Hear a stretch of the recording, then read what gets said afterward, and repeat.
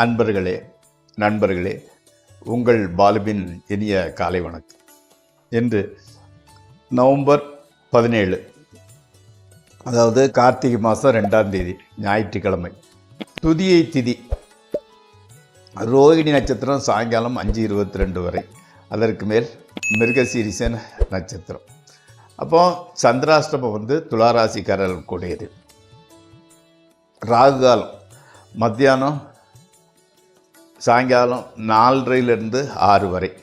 யமகண்டம் மத்தியானம் 12 1 வரை. நல்ல நேரம் காலையில் 7:45 to 8:45, சாயங்காலம் 3:15 to 4:15. நீங்கள் அணிய வேண்டிய உடையின் நிறம் பிங்க் அல்லது மெரூன். தவிர்க்க வேண்டியது ப்ளூ, பிளாக், பர்பிள், இந்த மாதிரிப்பட்ட கலர் உள்ள துணி. சாப்பிட்றது கர்ட் ரைஸ் அல்லது இட்லி. நண்பர்களே, இப்பொழுது நம்ம இந்த ஜோதிட பாடத்தில் இந்த கிரகங்களை பற்றிய சில குறிப்புகள் சொல்லிக்கிட்டே வரோம் இல்லையா? கொஞ்சம் பார்த்துட்டு ராசி பலன் நிகழ்ச்சிக்குள் செல்லலாம். இப்போது அந்த கிரகங்களோட திசை, பவர், அது இதெல்லாம் பார்த்துக்கிட்டு வந்துக்கிட்டு இருக்கோம். யாருக்கு யார் நண்பர் பகைவருங்க பார்த்துட்டு இருக்கிறோம் இல்லையா?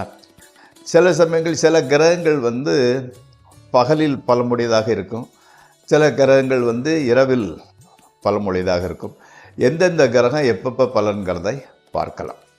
இப்போ சனி, சந்திரன், செவ்வாய், இந்த மூன்றும் இரவில் பலமுடைய கிரகங்களாகும்.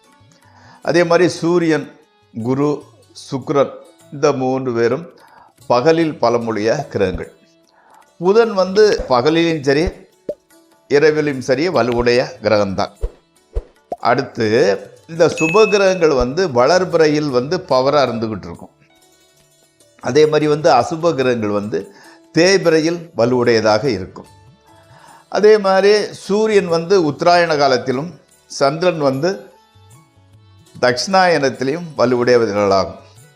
சனி எல்லா கிரகத்தை விட கொஞ்சம் பலகீனமானது சனி. எல்லா கிரகத்தை விட பவர் அதிகமுடையது சூரியன். நண்பர்களே, இப்பொழுது நம்ம ராசி பலன் நிகழ்ச்சிக்குள் செல்வோம். இந்த ராசி பலன் நிகழ்ச்சி உங்களுக்கு பயன்படுமாயின் அதை சப்ஸ்கிரைப் செய்யவும், நண்பர்களுடன் பகிர்ந்து கொள்ளவும். வாருங்கள், நிகழ்ச்சிக்குள் செல்வோம். மேசராசி இன்னைக்கு எப்படின்னா உங்களுக்கு சுவையான உணவு கிடைக்கும், விருந்து கிடைக்கிறது. ஓரளவு பொருள் வரத்து கூட நன்றாக இருக்கிறது. ஆடை அணிகலன்கள், நகைகள் சேருகின்றன. நண்பர்கள், உறவினர்கள் உதவியாக இருக்கின்றனர்.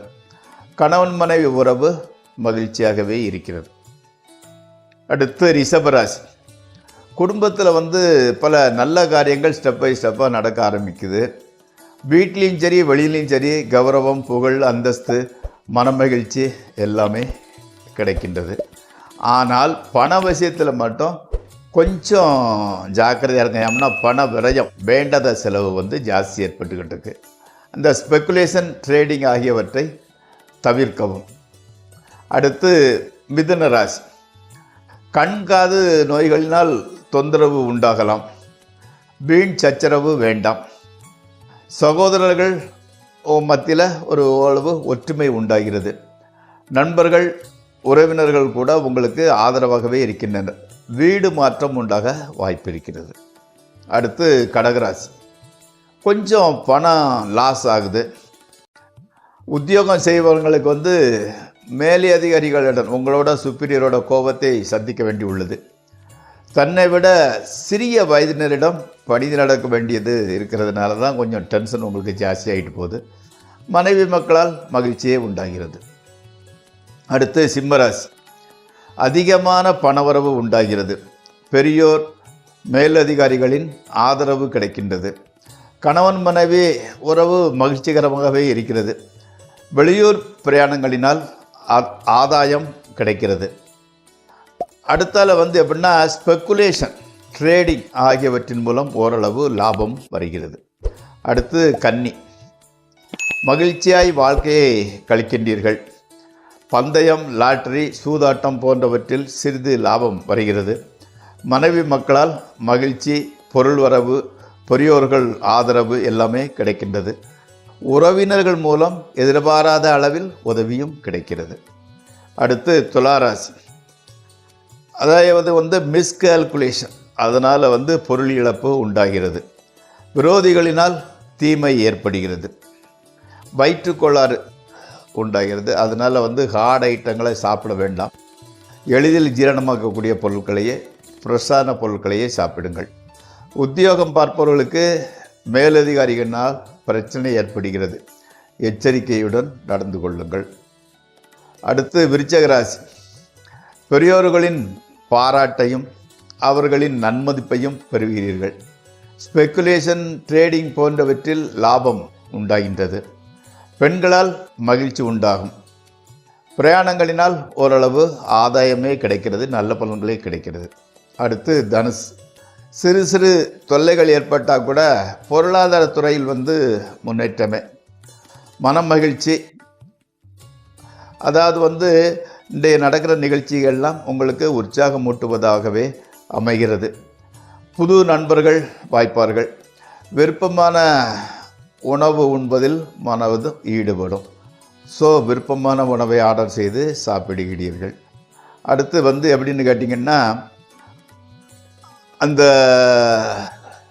மனம் வந்து எப்படின்னா, இந்த காமெடி நிகழ்ச்சியை பார்க்குறது, உங்கள் விருப்பமான பார்க்குறது, அந்த மாதிரி டூர் போகிற இடங்களை, சுற்றுலா தலங்களை பார்ப்பது என்றில் பொழுதை இன்பமாகவே கழிக்கின்றீர்கள். எப்போவுமே அந்த வாய்ப்பு வராது இல்லையா? கோஹெட். அடுத்து மகரம். மனம் வந்து ரொம்ப உற்சாகமாக இருந்துக்கிட்டு இருக்குது.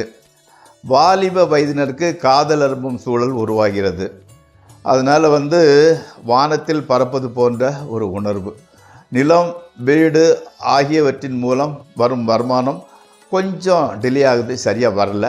மனைவி மகிழ்ச்சியாகவே இருக்கின்றார். அடுத்து வந்து கும்பராசி. பொருளாதார முன்னேற்றம் உண்டாகிறது. வீடு, மனை, வாகனம் முதலியவை வாங்கவும் விற்கவும் நல்ல பலன் கிடைக்கிறது. மாணவர்களுக்கு கல்வியில் பூரணமாக மனம் ஈடுபடுகிறது. வாழ்க்கையில் முன்னேற்றத்திற்கான வழிவகைகள் தெரிய ஆரம்பிக்கின்றது. அடுத்து மீனராசி. புதிய ஆடை அணிகலன்கள், நகைகள் வாங்குகிறீர்கள். நண்பர்கள், உறவினர்கள் ஆகியோருடன் சுவையான பார்ட்டி நடக்கிறது. கணவன் மனைவி உறவு நன்றாகவே சப்போர்ட்டிவாகவே இருக்கிறது.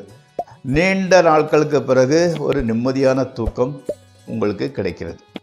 நண்பர்களே, இந்த ராசி பலன் நிகழ்ச்சி இத்துடன் நிறைவேறுகிறது. நாளை மீண்டும் சந்திப்போம்.